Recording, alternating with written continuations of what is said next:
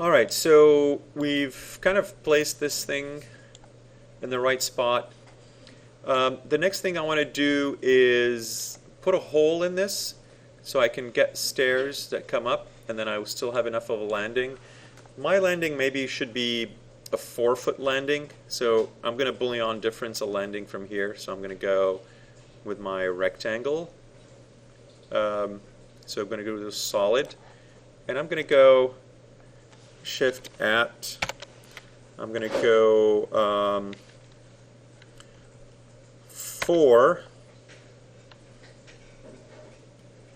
Actually, let's figure out for a moment what that dimension is. Okay, so let's go ahead and look at analyze distance. 8 feet. All right.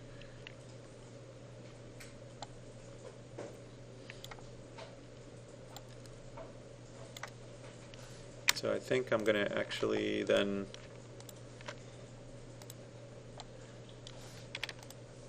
take all of these guys, make them 4 feet wide, because this is, no, we can go ahead and do it at 3 feet. All right.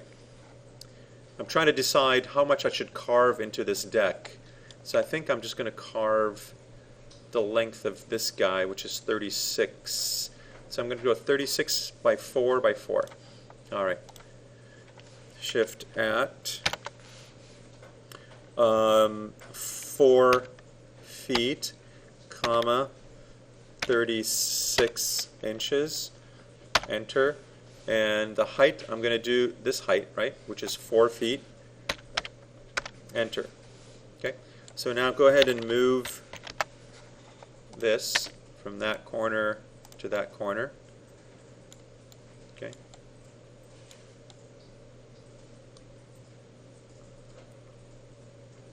Let's go ahead and rotate that cube.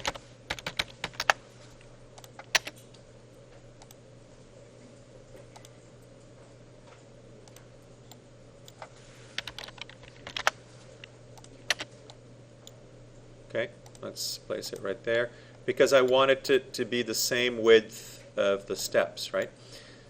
All right, so now let's go ahead and move these steps out to engage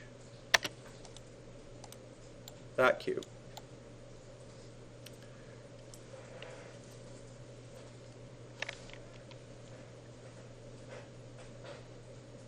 Okay.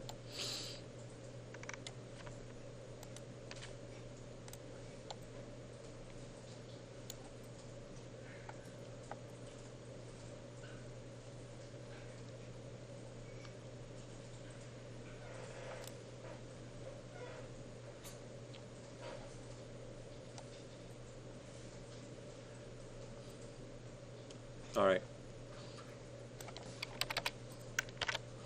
Let's go ahead and figure out that distance. Analyze distance from here to here. That's 12 inches.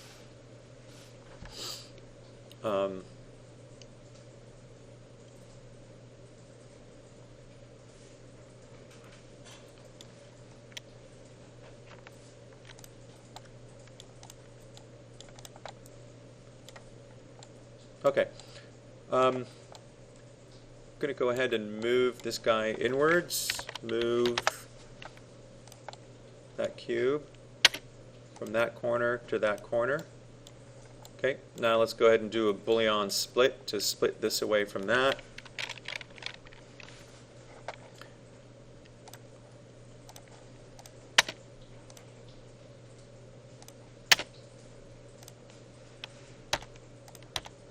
Okay, now you can see how I can begin to move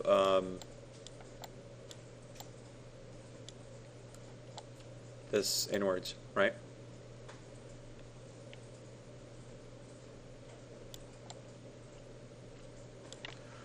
All right, I'll give you guys a hint. If I move these steps in, do you think I'm going to be able to see the steps? Because if I Boolean difference these guys, away from that, then I'm just going to get a cavity here that looks like a zigzag like this, right? So I'm going to have to do the reverse, actually. I'm going to have to fill the steps in here, right? And then bullion that difference, right? That's one way to do it. And I think that's maybe the easiest way of doing it.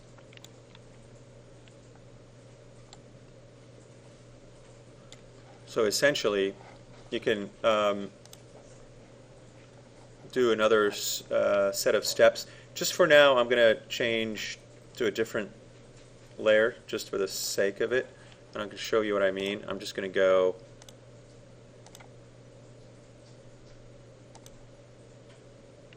to there, make that solid, right? And then I'm going to go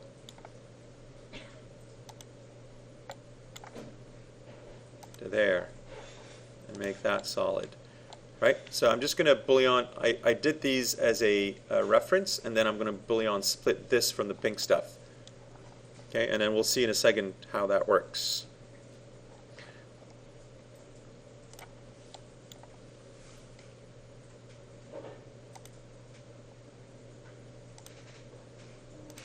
I'm using the guides I already have, right? I'm not making any magic here, so, right? That endpoint to that endpoint, then give it a height. Again, that endpoint to that endpoint, give it a height. That endpoint to the catty corner of it, give it a height. Last one, maybe. That endpoint to that endpoint, give it a height. You're good to go. Okay? Do you guys kind of see what's beginning to happen? Right? So now I'm going to union all of these guys together. Better yet, I'm just going to turn off default. And I'm going to union these guys. Is it singular? Yes, it is. Then I'm going to go ahead and move that over to the inside of the box. Right? Now I can go ahead and split. Let's do a bullion split operation.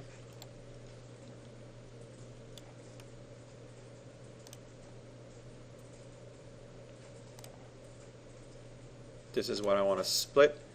I want this to be the cutting edge. Press enter. Now, oops. Let's move this out of the way. I'm not going to delete it right away because I might still need it as a template to make my steps. And there we go. We just made our steps. Okay? The only thing that's left for me to do is to merge all faces because I really don't like these lines. Right?